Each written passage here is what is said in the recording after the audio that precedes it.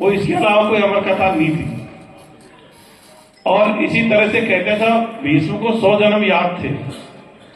तो भीष्म को ऐसे नहीं था साहब एक बार गाय था, एक बार बकरी था, एक बार भेड़ था। उसको उसके दादा परदादा के 100 पीढ़ियों के नाम याद रहे होंगे। यही मतलब वो था पूर्व जन्म, इसके इतर की मतलब से। तो विज्ञान के हिसाब से तर्क से आगे बात बढ़ चुकी है कि विज्ञान में फैक्ट तथ्य आ जाता है, उसमें कोई तर्क करने की जरूरत नहीं पड़ती। कई बार लोग कहते थे आप साबित करो कि ईश्वर अल्लाह गॉड होते नहीं है। तो मैं बता दूं, साबित उस चीज को किया जाता है जिसका अस्तित्व होता है। जिन चीजों का अस्तित्व नहीं होता वो कल्पना से या मानने से नहीं मानने से खत्म हो जाती है। अब कोई मान लीजिए आपसे कहता आप साबित करो आपके पास 100 रुपए है, तो आपके पास होंगे तो निकाल के दिखा देंगे ये सबूत हो गया, और नहीं हुए तो क्या है कह दिया साहब नहीं है तो बस खत्म हो गया बेटा। तो ईश्वर अल्लाह गॉड मतलब कल्पना से आया था, जो नहीं मानता उसके लिए खत्म हो जाता है। इसका कोई मतलब सबूत उन चीजों के दिए जाते हैं जिनका अस्तित्व होता है। इसमें अपना अगला शब्द लिया परंपरागत धर्म भी। ये परंपरागत धर्म मतलब धर्म शब्द के बहुत सारे अर्थ होते निकालते लोग। धर्म का मतलब धारण करना होता है, धर्म का मतलब परंपरा मतलब संगठित धर्म बोल दो चाहे परंपरागत धर्म बोल दो, ये हिंदू मुस्लिम सिख ईसाई जैन ये होते हैं। या धर्म का मतलब कई बार पूर्ण धर्म होता है, सब आग का धर्म जलाना है। तो धर्म शब्द के बहुत सारे अर्थ है, इसलिए उसको अपने स्पेसिफिक कर दिया, परंपरागत शब्द लिख दिया उसका आगे। इसके लिखते ही अपना मकसद है भाई इसका मतलब है हिंदू मुस्लिम सिख ईसाई जैन बौद्ध पारसी उर्दू आदि इन धर्मों की जरूरत नहीं है। बहुत सारे जो मतलब इसको किताबों में संक्षिप्त धर्म भी बोलते हैं, तो इनकी जरूरत नहीं है। तो अब ये ज्यादातर लोग सोचते भाई इनकी मतलब ये तो दुनिया में चलते आ रहे हैं, तो अपन बता दें इनकी जरूरत क्यों नहीं है। पूरी मानव सभ्यता को एक तो इन्होंने क्या गुटों में बांट रखा है, ये गुटबाजी पैदा करते हैं। हिंदू एक गुट हो गया, इस्लाम एक गुट हो गया, बौद्ध एक गुट हो गया, जैन एक गुट हो गया। अलगाववाद पैदा करते हैं, हमको अपने धर्म वालों से ज्यादा लगाव होता है, दूसरे धर्म वालों से कम लगाव रहता है, अलगाववाद पैदा हो जाता है इससे। और क्या नुकसान देते हैं ये सारे अंधविश्वासों के स्रोत इन परंपरागत धर्मों के ग्रंथ ही हैं। जैसे धरती चौकोर है, चपटी है, या मतलब गाय के सींग पे शेषनाग पे किसमें लिखा हुआ है, धर्म ग्रंथों में लिखा है। तो सारे अंधविश्वासों के स्रोत क्या है, धर्म ग्रंथ। पता है जैसे बाइबल में कुरान में क्या लिखा है, धरती चौकोर है। अब चौकोर क्यों लिखा, क्योंकि उस समय उनको 3 महाद्वीपों का ही पता था, एशिया यूरोप और अफ्रीका का। तो साथियों अमेरिका की खोज किसने करी, कोलंबस ने। कब करी थी, 1492 से पहले धरती के 3 महाद्वीपों का 4 महाद्वीपों का पता। तो उनको उस समय वो चौकोर जैसे ही दिखते इसलिए उन्होंने चौकोर ही बताया। तब बताइए जिनको पूरी धरती का ज्ञान नहीं है और वो क्या कहते हैं स्वर्ग में ये चीज है, नरक में ये चीज है, धरती का ही पूरा बता देते पहले। तो सारे और बहुत सारी बातें हैं जिसको धरती को ब्रह्मांड इस प्रकृति को 6 दिन में बनाया था, 7 दिन आराम किया। पता उसमें क्या लिखा है, पहले दिन तो बनाई पृथ्वी, दूसरे दिन प्रकाश फैलाया, तीसरे दिन सूर्य चंद्रमा तारे बनाए, चौथे दिन पहाड़ वहाड़ बिछा दिए, छठे 5 दिन कुछ काम किया, छठे दिन भी किया, 7 दिन आराम किया। अब बताओ जब सूर्य चंद्रमा तीसरे दिन आए तो पहला दिन और दूसरा दिन कैसे गिना होगा। अब वो कहते थे प्रकाश तो दूसरे दिन आ गया, सूर्य चंद्रमा तीसरे दिन आ गए, तो बिना सूर्य चंद्रमा के प्रकाश आ सकता है क्या। प्रकाश को सूर्य से धरती तक पहुंचने में कितना समय लगता है, 8 सवा 8 मिनट लगते हैं। और वो तो कहते हुए पहले आ गए पीछे पीछे सूर्य। तो धर्म ग्रंथों में सारा अंधविश्वास भरा पड़ा। ये क्यों, इन्होंने क्यों लिखा, उस समय जितना दूसरे जो यूनान के मिस्र के बहुत सारे जो वैज्ञानिकों ने जो बात खोजी थी ना, उनको उन्होंने धर्म ग्रंथ में ले लिया, लेकिन बहुत सारे लोगों को पता नहीं था। तो वो सोचते हैं अरे हमारे इसको पहुंचा हुआ आदमी इसने बताया इसको। वो समकालीन जो उसको विज्ञान का नॉलेज था जनता को, वही उन्होंने लिखा है। और क्या नुकसान है, अगर धर्मों से आदमी की सोच सीमित हो जाती है। जैसे कोई मुसलमान होगा तो उसकी सोच का दायरा कुरान हदीस बढ़ गए, कोई हिंदू होगा तो हिंदू ग्रंथों से बात नहीं सोच पाता। कोई बौद्ध होगा तो त्रिपिटक से बाहर नहीं जाएगा। अब मैं आपसे एक छोटा सा सवाल करता हूं, देखो कैसे सोच बनती है आपकी। बताओ भाई, आदमी का शरीर कितने तत्वों से मिलकर बना है? कौन कौन से? मिट्टी, अग्नि। अब देखिए, आप सब पढ़े लिखे हैं, 10वीं से तो ज्यादा पढ़ लिखे रहे, बीए में सारे हैं, और 10वीं तक अपन विज्ञान खूब पढ़ लेते हैं। अपन पढ़ते हैं विज्ञान में तत्व है hydrogen, helium, lithium, boron, calcium, phosphorus, nitrogen, ये तत्व है। और आप क्या कह रहे हो? हवा तत्व है, पानी तत्व है, अग्नि तत्व है। तो इसलिए नहीं कि आपने पढ़ा नहीं है, कि आपको ज्ञान नहीं है, आपको पूरा ज्ञान है, पर आपकी सोच दायरे में बंध गई। अभी जैसे कह रहे थे भाई चीन के बच्चों में अपने में क्या फर्क है, तो कई कहते थे हमारी शिक्षा व्यवस्था में गड़बड़ है, लेकिन ये फर्क इतना ज्यादा नहीं है। अपने बच्चे वही सिलेबस पढ़ते हैं जो चीन का बच्चा पढ़ रहा है, जो अमेरिका का बच्चा पढ़ रहा है। इसको कैसे समझ सकते हो? मान लीजिए किसी बच्चे के पास बायोलॉजी साइंस है और उसका नीट में यहाँ सिलेक्शन नहीं हुआ, तो वो भी बच्चा चीन में, रूस में, यूक्रेन में जाके एमबीबीएस कर रहा है, नहीं कर रहा? अगर ट्वेल्थ में एक जैसी पढ़ाई नहीं पढ़ता तो क्या वहां जाके पढ़ सकता था वो? तो अपना सिलेबस तो एक ही है, पढ़ाई भी एक कर रहे हैं, लेकिन चीन में 90% लोग किसी ईश्वर, अल्लाह, गॉड या किसी धर्म को नहीं मानते, तो उनको तो वैज्ञानिक दृष्टिकोण सूट कर रहा है। और अपने 95-98% लोग धार्मिक है, इसलिए पानी को तत्व बता देंगे, हवा को तत्व बता देंगे, जबकि अपनी वैज्ञानिकता में तत्व नहीं है। अभी कोरोना आया था तो सबने कहा भाई इसके ऑक्सीजन का सिलेंडर लगाओ, किसी ने ये बोला कि इसके हवा का सिलेंडर लगा दो। तो आपके ज्ञान का फर्क नहीं है, पर धर्म से सीमित होता आदमी। धार्मिक आदमी क्या होगा, एक तो उसका दूसरा क्या होगा, वो अपने धार्मिक चर्चाओं में ही रहेगा, मतलब वो दूसरी दुनिया के बारे में तो चर्चा नहीं करेगा। जिस धर्म का होगा उसी धर्म ग्रंथों की चर्चा ज्यादा करेगा, उसी के धर्म प्रवर्तक जो धर्म चला उसकी चर्चा करेगा, उसी की खासियत गुणगान गाएगा, उसके अलावा वो बातों पर ध्यान नहीं देता। ऐसे मतलब सोच को सीमित कर देता है। और क्या नुकसान है? ये धर्म ग्रंथ ही लिंग भेदों के स्रोत है। लिंग भेद किसमें लिखे हुए हैं? सारे धर्म ग्रंथों में है। ढोल गवार सुदूर पशु नारी क्या है?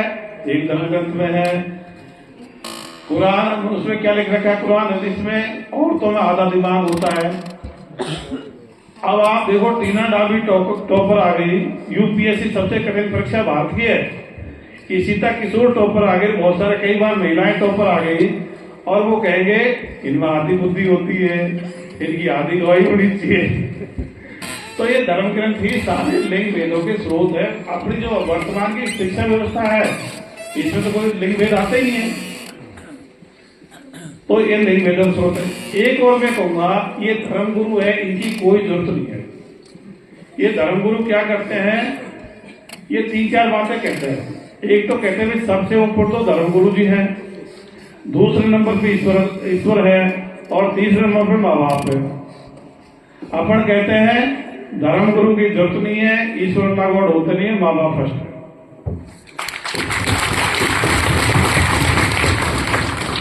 वो कहते हैं भाई धर्म गुरु मतलब आपको भवसागर तैरा के ले जाएगा, भवसागर जैसा कुछ भी नहीं है, सब काल्पनिक बातें हैं।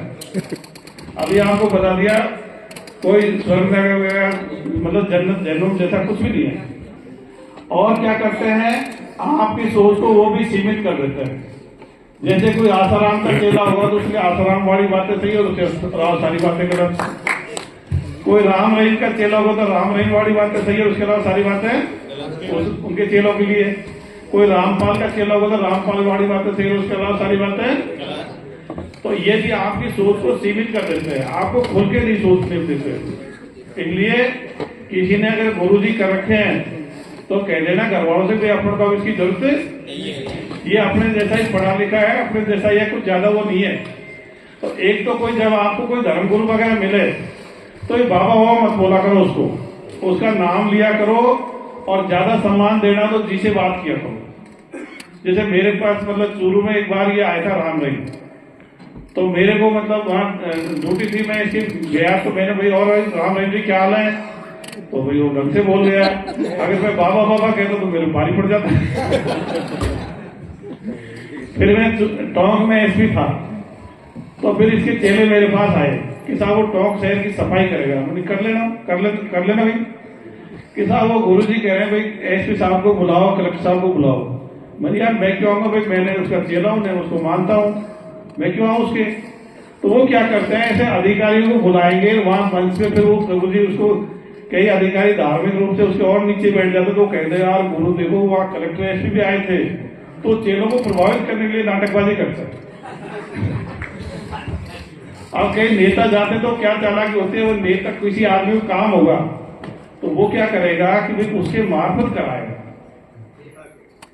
हाँ, जैसे मैं कमांडेंट लगा धौलपुर में, तो वहां एक शेरगढ़ का किला है, उसमें एक बाबा था। तो उसके बाद मेरे से पहले वाला कमांडेंट जाता था। अब वो कमांडेंट ईमानदार था वैसे पूरी तरह से। एक वो बाबा की खासियत ठीक था, वो बाबा क्या है कि पैसे का हाथ नहीं लगाता। उसे दो बात बताऊंगा। तो पैसे का हाथ नहीं लगाता। तो मेरे ड्राइवर गर्लमैन ने मुझे जाते ही कहा था वो ऐसा बाबा बहुत फेमस हो रहा है, बहुत प्रसिद्ध हो रहा है, और पैसे का हाथ नहीं लगाता। तो मैं ना बीच दिन कही, तो मैंने यार चलो चलते हैं। तो मैं चला गया। तो मैं तो जाके और मैं क्या नाम है, तो मैं तो ऐसे ही बोला। अब कोई भी आता उसके पैरों पड़ जाए, जाते लंबलेट हो जाते। मेरे ड्राइवर गर्लमैन मेरे से निकल के लंबलेट हो गए। फिर मैं बैठ गया, पूछा रहा भाई क्या क्या पढ़ाई करी है। तो मैं फिर वो कहने लगा मैंने भी MSc कर रखी, ऐसी बातें कह रहा था। ठीक है। अब 2-4 जने आए, वो आते लंबलेट हो गए, और लंबलेट मतलब हार्ड लेट के उसे रोक दिया, और फिर पैसे निकाल के दिया उसको, 500 रुपए 100 रुपए से निकाल के दिया। तो उसने क्या किया, यूं उंगली कर दी। तो उंगली कर दी तो उस हाथ में ले लिए, उसने हाथ नहीं लगाया। अब हाथ छोड़ मिलता, 2-4 जने मतलब आए थे, तो फिर आ गया। फिर मेरे से ड्राइवर गर्लमैन बोलते देखो ना साहब पैसे का हाथ में लगाया। अरे बड़ी बावड़ो, अपने हाथ में कोई दिला, थोड़ी देर बाद में ले लेगा। तो तुमको थोड़ी दिला। भारत के लोगों के बारे में आइंस्टीन भारत में नहीं आया। आइंस्टीन का नाम तो लगभग लोगों ने सुना है। आइंस्टीन भारत में नहीं आया, लेकिन श्रीलंका में आया था, और भारत के कुछ लोगों से मिला था। तो मिलकर के उसने तुरंत निष्कर्ष निकाल दिया कि भारत के लोग 15 मिनट से पहले और 15 मिनट के बाद में सोच नहीं पाते, इनकी मतलब तुरंत ही मतलब भूल जाते हैं। उसके बाद यहाँ ठग लो, और फिर आधे घंटे बाद दोबारा ठग लो उसको। तो चूंकि धार्मिक आदमी का दिमाग पूरा चलता नहीं है, वो मतलब सीमित रहता है। तो इस तरह से मतलब, और उसने फिर वो बाबा का मैं बता था, तो ईमानदार आदमी था, बड़ा सख्त था। तो क्या वो वैसे काम नहीं करता। तो वो बाबा के पास जब कमांडेंट जाता था, तो फिर सिपाहियों ने भी जाना चालू कर दिया। अब कोई सिपाही को काम होता तो बाबा को जाकर कह के आ जाता, फिर बाबा कमांडेंट रहता, उसका काम हो जाता। तो ये बहुत सारे अधिकारी नेता इस तरह से उनको मतलब उनका इस तरह से ट्रायंगल टाइप बना देते हैं, सर्कल बना देते हैं, लूप बना देते हैं। तो ये चालाकी होती है, पर वो मतलब अधिकारी को समझना चाहिए कोई तेरा सदुपयोग डायरेक्ट इनडायरेक्ट कर रहा है। तो इसी तरह से जो चोटी कटने वाली घटनाएं अपने 7-8 साल पहले आप लोगों ने सुनी होगी, उसका वेद कुछ लोगों को पता होगा, लेकिन और मैं बता देता हूं। उस समय जो चोटी कटने वाली घटनाएं हुई थी, तो अपने जयपुर में पुलिस हेडक्वार्टर में 7-8 राज्यों के पुलिस अधिकारी बुलाए थे, और उसमें यहाँ के भी सभी IG वगैरह सब शामिल हुए थे। और ये बात आई थी भी चोटी कटने वाली घटनाएं, फिर बीकानेर के IG ने बताते शुरू कैसे हुई थी। तो वो बताया था कि भाई बीकानेर के नौका तहसील है, वहां कोई गांव है, वहां की एक लेडीज कोई बाबा के पास गई, बूजेवाड़ा के पास, और उससे बोली, जैसे गजराज भारती जी कहते हैं भाई दिनमान खराब चल रहे हैं। तो उसने कहा बाबा मेरे दिनमान खराब चल रहे हैं, मेरे अच्छे दिनमान कैसे हैं। तो बूजेवाड़ा ने देख के, जो देखते 15 देख कहा भाई तुम एक काम करो, तुम्हारा ऐसा करो, तुम्हारी चोटी काटो और पीठ पे पैर पे त्रिशूल का निशान बनाओ सिंदूर से, इसकी फोटो लेके सोशल मीडिया पे डाल दो। अगर मान लीजिए 10 लोगों ने फॉरवर्ड कर दिया तो समझ लो तुम्हारे अच्छे दिन आ जाएंगे। और फिर ये बात चालू होगी, और फिर बहुत सारी जगह अपन को CCTV में बताते, कई बार वीडियो बना के बताते, लेकिन वो चोटी कभी सामने नहीं कटी थी, वो कटी कटाई लाके बताती। लेकिन अपन कभी दिमाग नहीं लगाते भाई चोटी बात तो कभी ऑटोमेटिक कटते नहीं है। आदमी है भाई, कभी आपकी जैसे दाढ़ी रात में कभी अपने आप बड़ी मिली क्या? कल शाम में तो सोया था ब्राह्मण की लाड़ी। तुम्हारी तो बुरा हाल तो है। वो औरतें खुद ही काटती थी। 2-3 जगह कैसे उदाहरण बता दूंगा। कोटा में एक लड़की थी, 10वीं पढ़ती थी। घर वाले कहीं बाहर गए, 2 बजे गए, 4 बजे वापस आए, चोटी कट्टी पड़ी थी। घर वाले हॉस्पिटल ले गए, पुलिस भी आ गई, डॉक्टर ने जाके चेक किया, पल्स रेट बीपी सही था। डॉक्टर का लड़की तो सही है। पुलिस वाला भाई बोला, उससे पूछा भी तू पता सही से क्या है मामला? बोली साहब मेरे बाल ज्यादा बड़े थे, मुझे छोटे बाल रखने थे, इसलिए मैंने खुद नहीं काट लिए। तो बाल भाई या तो कैंची से कटेंगे, या ब्लेड से कटेंगे, या कोई धारदार चीज से कटेंगे, या तो खुद काटेंगे, कोई दूसरा काटेगा। लेकिन हमारे क्या है कि आदमी, धार्मिक आदमी को कोई जैसे देखा था वैसे चल देता है। वो जैसे मतलब धार्मिक आदमी कभी अपना दिमाग का इस्तेमाल नहीं करता। इसलिए परंपरा का धर्म को खत्म करने की जरूरत है, खुद का दिमाग चालू करने की जरूरत है। जब तक धार्मिकता रहेगी वो अपना दिमाग चलाएगा नहीं, कोई दूसरा जो भी चालाकी रख देगा। जैसा भी बता रहे थे सब 20-25 साल पहले वो कोई मूर्ति में दूध पी गया, ये भी आया था ना। अब अपन जानते हुए ठोस में द्रव घुस नहीं सकता। कोई खोखला होगा तो घुस जाएगा, उसके अगर डालेंगे तो उसके सारे उतर तो सकता है, पर अंदर नहीं जा सकता। लेकिन 50-60 साल के लोग बाग उस समय ले लेके दूध जा रहे थे, तो लोग बाग पूछ रहे कहां जा रहा है? अरे यार परख के आता हूं। अरे भाई तू इतने दिन से उम्र हो गई, परखा नहीं, के पत्थर में पड़ा था, इधर घुसता है पानी? तो धार्मिक आदमी को जैसे बहकाएगा वैसे चल देता। इसलिए आइंस्टीन को भी कहना पड़ा कि ये 15 मिनट से पहले और 15 मिनट के बाद में सोच नहीं पाते।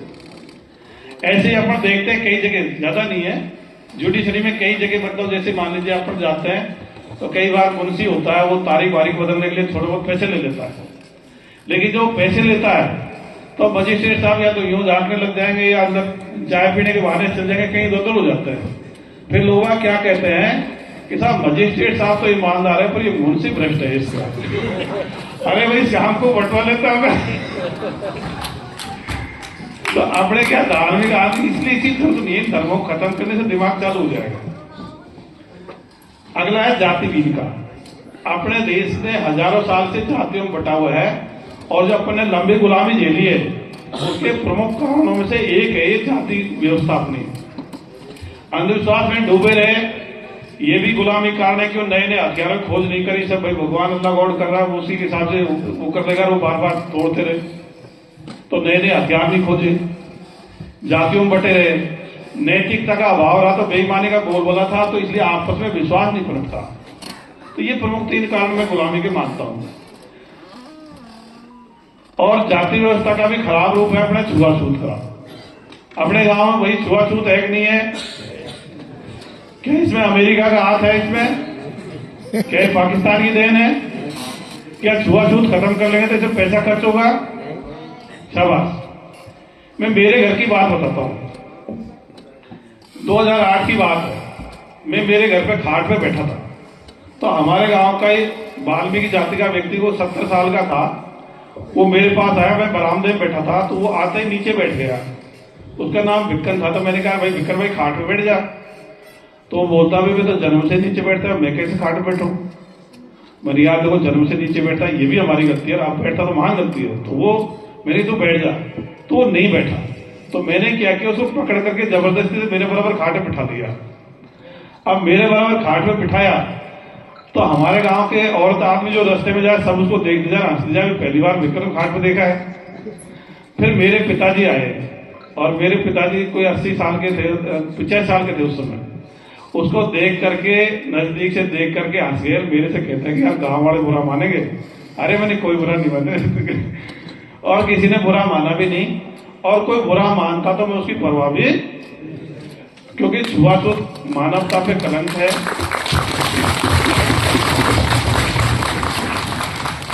कमजोर पर अत्याचार है, और किसी भी तरह स्वीकार्य नहीं है। मैं ऐसे नहीं सोचता भाई गांधी जी ने कह दिया, चाहे अम्बेडकर जी ने कह दिया, चाहे कोई तीसरा आदमी कह गया। मुझे खुद को ही लगता है कि ये चीजें वाकई में गलत है। मेरे साथ अगर ऐसा व्यवहार हो तो मैं उसको कैसे स्वीकार करूं? फिर 2012 में मेरी लड़की की शादी थी, तो हमारे गांव का उसका लड़का, वाल्मीकि का लड़का मेरी सी उम्र का ही था, जो गांव में झाड़ू लगाता है, और वो ऐसा ही रहता है, मतलब कोई ज्यादा ऐसे साफ सफाई से झाड़ू लगाएगा तो फिर उसका ऐसे ही रहेगा। तो शाम को खाना खाने बैठे तो 10-11 बज गए थे। तो वो लड़का वही था, संयोग से था, मेरा कोई पहले प्लानिंग नहीं थी। तो मैंने उसको मेरे बराबर पंगत में बिठा लिया। मतलब रिश्तेदार थे, गांव वाले थे, जो भी मिलने वाले थे, सब उनको बैठ गए। अब गांव में अपने पंगत में परोसने चलते हैं तो आगे भाई कोई मिठाई लेके चलता है, कोई लड्डू लेके चलता है, 4-5 जने चलते हैं ना। तो सबसे पहले मेरा बड़ा भाई चल रहा था। अब वो लड़का मेरे से पहले था। जैसे मेरा भाई उसकी सीट में आया परोसता परोसता, उसके साथ टूट के पड़ा। अरे तू कैसे बैठ गया? अरे भाई तेरा काम परोसगारी का, उनको परोसे, इसको परोस, तेरे का परोसे नहीं, तो इस पत्थर में से क्या फर्क है तुझे? तो मेरा भाई बोलता कि अरे गाँव वाले पंगे छोटे चल जाएगा।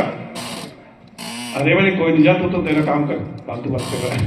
अब देखो गाँव में बड़े भाई से तो अपने बराबर के हिसाब से बात करते, कोई इतना ज्यादा बहुत ज्यादा फॉर्मेलिटी नहीं करते। और वो बच्चे सब ज्यादा उम्र में बड़े हो जाते, फिर धीरे धीरे फॉर्मेलिटी कम हो जाती। कोई गाँव वाला गया भी नहीं। और मैं ये मानता हूँ अपन जो छुआछूत मिटा रहे हैं, ये कोई एहसान नहीं कर रहे, ये अपने से गलती हो गई थी, उसको अपने मिटा रहे हैं। मतलब इसको कोई एहसान करना मानता तो मूर्खता ही है। ये तो गलती है, इसका अपन को सुधार करना है।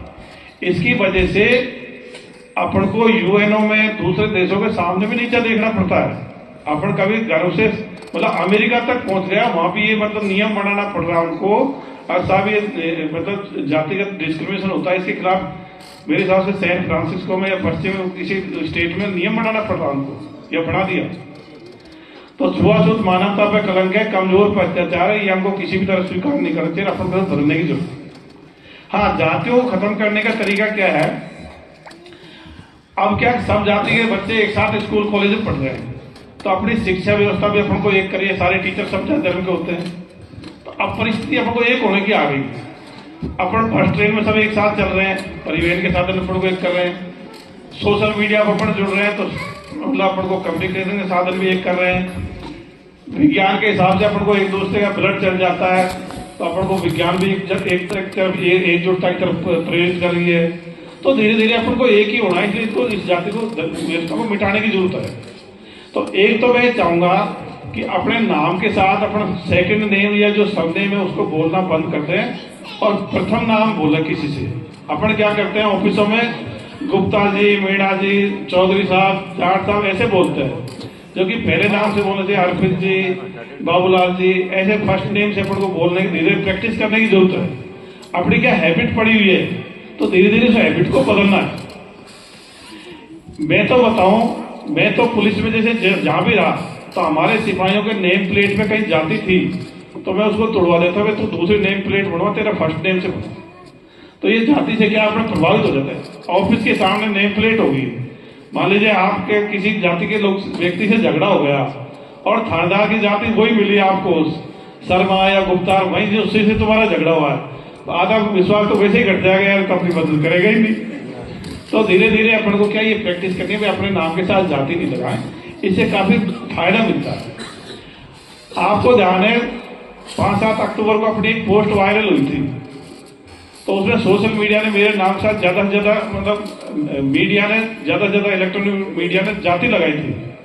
तो जब पहली बार वो पोस्ट जिसने शुरू की थी, उस पत्रकार के जो मतलब उसका हेड है, उस न्यूज 18 वगैरह कुछ है शायद उसका ही था वो, तो मैंने उसको फोन किया, पवन अरोड़ा जी है, मैंने यार और कुछ तो भाई तुम अपनी तरफ से जोड़ रहे हो, सब जनता में नाराजगी है और ये पोस्ट मतलब डिस्प्यूटेड है, मैं तो जनता तो कुछ कह देगी, तुम अपनी तरफ से जोड़ रहे हो, पर इससे तो मुझे कोई आपत्ति नहीं है, पर तुम मेरे नाम के साथ जाति लगाओगे ये मुझे अच्छा नहीं लगेगा, तुम मेरे नाम के साथ जाति मत लगाओ और चाहे मेरे खिलाफ कुछ भी लिखवा।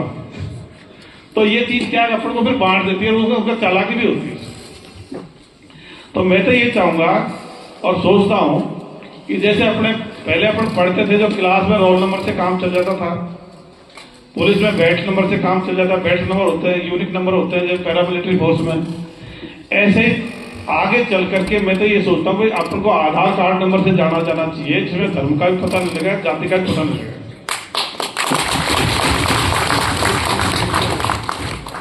साथियों, नस्ल भेद है, जहाँ अंग्रेज गोरे होते हैं, वेस्ट इंडीज वाले काले होते हैं, ये भौगोलिक कारणों से है। गर्मी पड़ेगी वहां के लोग थोड़े पक्के रंग हो जाएंगे, जब सर्दी पड़ेगी वहां के लोग गोरे हो जाएंगे। उसके साथ अडेप्टेशन भी होता है, जैसे मान लो गोरों की नाक लंबी इसलिए होती है, वहां पहले से हवा ठंडी होती है, तो नाक के संपर्क में आने से उसको ज्यादा टाइम चाहिए था गर्म होने के लिए, उसकी उनकी नाक लंबी रहती है। गर्म प्रदेश होते हैं और पहले से हवा गर्म होती है, उनकी नाक छोटी हो जाती है। तो अडेप्टेशन के हिसाब से है, लेकिन कोई नस्ल न श्रेष्ठ है न कम श्रेष्ठ है, ऐसा कोई सिस्टम ही नहीं है। अब अमेरिका के स्कूल है, वहाँ चीन के बच्चे पढ़ते हैं, भारत के भी होते हैं, अफ्रीका के भी होते हैं, अंग्रेजों के बच्चे होते हैं। अब किसी क्लास में कोई अफ्रीका का बच्चा टॉपर आ रहा है, किसी क्लास में चीन का बच्चा टॉपर आ रहा है, किसी क्लास में भारत का बच्चा टॉपर आ रहा है, किसी क्लास में अंग्रेजों का बच्चा टॉपर आ रहा है। तो इस तरह दिमाग वगैरह में कोई फर्क नहीं है। ब्लड ग्रुप भी सब जगह 4 ही है, वो भी कोई ऐसा नहीं है ब्लैक के अलग ग्रुप हो, कोई मतलब किसी दूसरे उसके नस्ल के अलग से ग्रुप हो, जैसे मतलब बंगाल नस्ल के कोई अलग ग्रुप हो, ऐसा कोई सिस्टम नहीं है। तो इसलिए नस्लों में भेद की जरूरत नहीं है, सब बराबर के हैं। न जाति में भेद की जरूरत है, न नस्ल भेद की जरूरत है। और जाति और धर्म तो वैसे ही खत्म करने हैं, नस्लें तो रहेंगी, पर नस्ल में भेद की जरूरत नहीं है। अगला बिंदु है साहसी का। अपन क्या करते हैं, बचपन से बच्चों को डरपोक कमजोर बनाते हैं। छोटे बच्चों को कभी भूत से डराएंगे, कभी जिन से डराएंगे, कभी पुलिस से डराएंगे, कभी कभी तो हाबू या हुआ से डराते, जो होता ही नहीं है। तो इससे क्या नुकसान होता है? अच्छा, बड़े वालों का आबू हवा बता दूंगा आपको, ये भगवान, अल्लाह, गॉड, ईश्वर, ये बड़े वालों का आबू है, ये भी नहीं होते। बड़े वाले इसे डर करते। इसका नुकसान क्या होता है डरपोक का, कमजोर का? मैं आपको उदाहरण से बताता हूं। मान लें कोई जिला है, उसमें 2 एसपी साहब है। एक एसपी साहब तो मजबूत है और एक एसपी साहब डरपोक कमजोर है। जब डरपोक कमजोर एसपी होगा जिले में, तो बदमाशी बढ़ जाएगी, और जो साहसी एसपी होगा तो बदमाशों को उठा के बंद कर देगा, बदमाशी कम पड़ जाएगी। खत्म होने की तो नहीं कहूंगा, घट जाती है। जब डरपोक कमजोर एसपी के जिले में बदमाशी बढ़ती है, और जब उसको डीजीपी मान लो बुला के कहता है, भाई तेरे जिले में बदमाशी क्यों बढ़ी, पता है वो एसपी क्या जवाब देता है? अरे साहब, मेरे वहां तो सारी जनता ही झूठी है, मतलब मैं तो ठीक हूं, पर वहां की तो जनता ही झूठी है।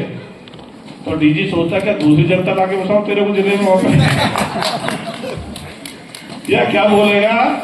अरे साहब, वहां तो नेतागिरी बहुत है, तो क्या नेताओं को भगा दे तेरे चक्कर में? या क्या बोलेगा?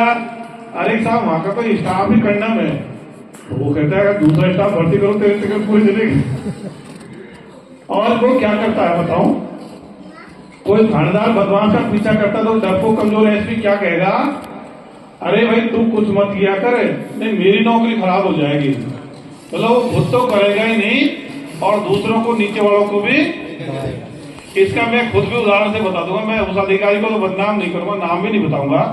मैं टोंक में एसपी था, तो मैंने क्या किया, जाते ही मीटिंग ली, सारे जिले के थानेदारों को बुलाया, लाइन में मीटिंग ली, और मैंने कह दिया भाई थाने से कोई गाड़ी जाएगी थाने की, तो 6 आदमी से कम नहीं जाएंगे।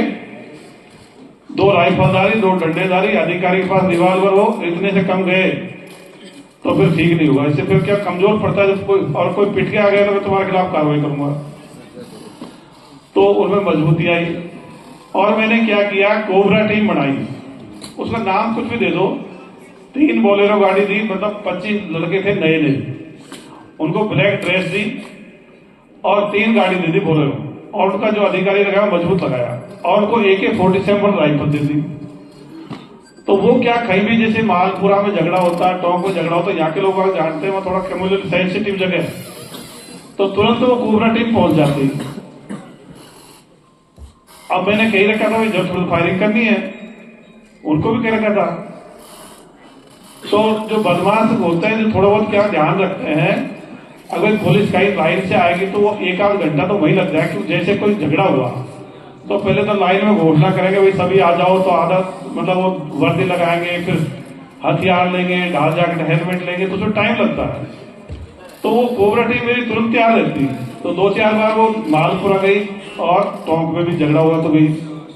तो मेरे आईजी साहब का फोन आया, अरे यार ऐसा आप यार कोबरा टीम हटाओ। मैंने क्यों? अरे नहीं यार इसको हटाओ। मैंने कहा मैं तो मजबूती से पुलिसिंग करूंगा, मुझे कमजोर रह के करना आता ही नहीं है, मैं तो ऐसा मजबूत रहना चाहता हूँ। अमेरिका मजबूत है, कमजोर बनेगी। तो मेरे उस आईजी साहब के 5-7 महीने हम रहे, उसने कोई मेरे से 10 बार फोन किया, 1 to 1 मिले, तब भी कहा गया तेरी ये कोबरा टीम को हटा दो। मैंने हटाऊं। कारण क्या था, जो कम्युनल आदमी थे वो शिकायत करते, उनको जैसे वो जाती वो फोन करते रहे, साहब ये ऐसे तो कुछ समझता नहीं है और ये तो मरवा देगा, उनको AK-47 राइफल दे कोऑपरेटिव भिजवा दो। तो मैं जब तक रहा मैंने कोई कोऑपरेटिव नहीं रखवाई और मजबूती से रहा। तो मेरा कहने का मतलब इतना नहीं है कि मैंने कोई बहुत वैसा किया, लेकिन जो कमजोर अधिकारी है खुद तो काम करता ही नहीं है, नीचे वालों को नहीं कर देता, पूरे जिले की फोर्स को ठप कर देता। ये बहुत बड़ा नुकसान होता है और इसका जनता को पता नहीं होता। ज्यादा सोचते ये भी एसपी, वो भी एसपी, वो भी एसपी, या वो भी डीजी, वो भी डीजी, लेकिन इससे बहुत फर्क पड़ता है। जो मजबूत मतलब लीडरशिप करने के लिए पहली शर्त क्या है? साहस है। अपन देखते हैं कई बार साहब ये नेता बहुत भ्रष्टाचारी जीत रहा है, तो जनता को ईमानदारी